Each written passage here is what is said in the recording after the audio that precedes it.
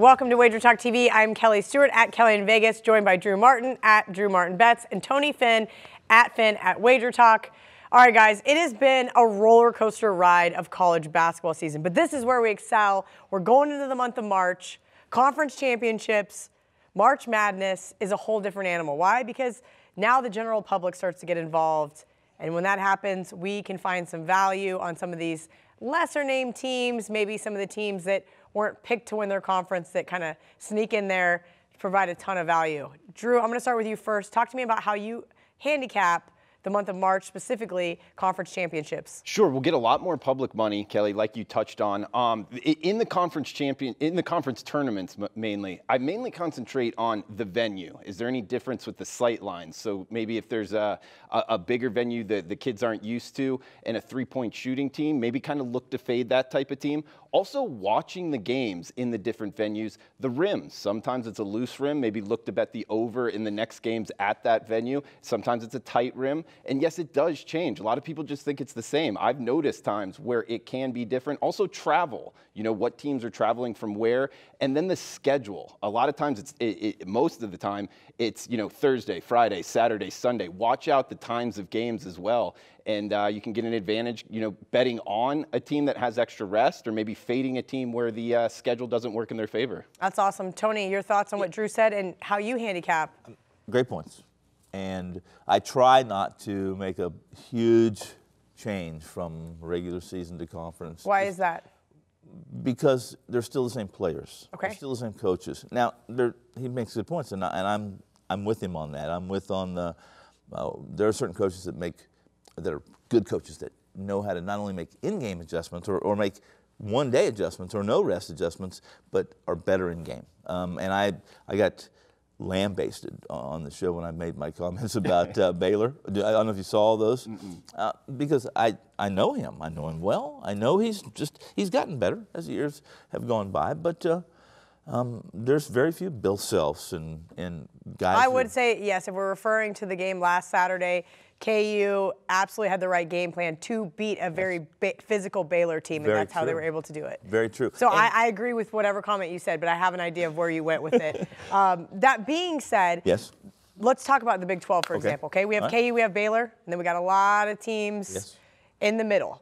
Yeah. That being said, are we looking to fade some of those top teams in these conferences because they already know they're getting tickets to the Big Tens? Yeah. There's and this is my opinion, you can agree or disagree, and I'd like to hear your comments, but there's a big difference between good college basketball teams and basketball teams. And an example of that was Baylor and Kansas State. The other night. Last night. I mean, that was disgusting. I told everybody, why would you bet on a K-State team that has a crazy locker room right now? That's right. Bruce has zero control over it. They're fighting with each other. There's curse words being said on the court to one another. They're a very young team. Yes. I understand Baylor's off a loss, but everybody pumped the brakes here. Now, I didn't get involved in that game. But to say now, look, let's stick with that same example. Right. K-State's now lost 2 games to Baylor, now lost 2 games to KU. Yep.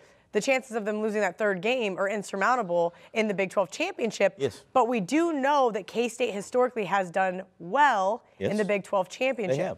And that goes to his point on venues and travel. Listen, there's a couple teams. Well, KU's done well in the Sprint Center. Yes. Iowa State travels to. Listen, that's really Hilton Magic. Is Hilton Magic 2 was Kemper? Well, I think a lot of people do think it's Allen Fieldhouse number 2, but you're right.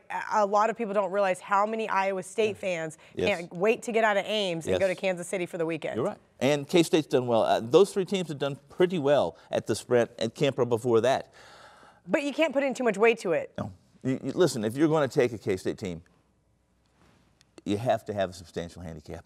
And I'm just not going to. And 15, 18 may not be enough. And next subject. We're just not. They're on the do not bet list. But Drew, you mentioned venues. For example, now this year the Pac-12 tournament's going to be held here in Vegas again, and so I'm really excited. But that is a different venue than we've seen. Now the Mountain West tournament will also be here, so people sometimes wait that as a home court advantage to UNLV. I don't necessarily believe it is because so many people come to Las Vegas because why wouldn't you? If your team gets beat the very first game, oh, well, you're still in Las Vegas. Right, and speaking just about UNLV here, they've kind of turned the tables here. Yeah. You know, they're shooting a lot better of late. So them being in Las Vegas, it's actually an interesting kind of handicap in itself. How much of an advantage will it be? Because you're right, fan-wise, I don't know if it's that much of an advantage, but travel-wise, it could be. You know, they're sleeping in their own beds when playing in Las Vegas. Also, we were talking there about the Big 12 in Iowa State having a lot of fandom. Keep in mind, Halliburton, their best players out. So talk about change as a sports bettor as well. Although they're not very good. Yeah. They're not very good right now. They still play a lot of up-tempo. Yes, taking that on the chin in terms of. I guess what my more question is back to where I brought up KU and Baylor, and we can talk about Duke, who also lost to Wake Forest last night, and teams like Kentucky that are now playing better. Michigan State, while they probably should have covered last night, didn't because of a missed free throw. That being said, there are teams that start to click in the month of March. Now, does that necessarily always correlate to the conference championships? No. But what are a couple teams you guys are looking to bet on? What are a couple teams you're looking to fade?